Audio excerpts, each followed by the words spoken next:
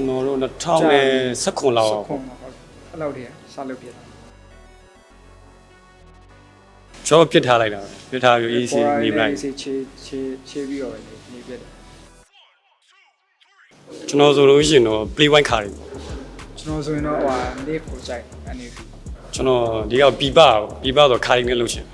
ကျွန်တော်အဲ့လို nave နဲ့ပေါ့လုပ်ချင် မိုက်ပါတယ်ကျွန်တော်လူငယ်တွေအတွက်ဆောင်းရမ်း fine မယ်ပေါ့ fine ပဲလူငယ်တွေအတွက်လည်းလုံးဝနောက်ပိုင်းပို့ပြီးတော့မိုက်လာမယ်ဒီအစီအစဉ်တစ်ခုပေါ့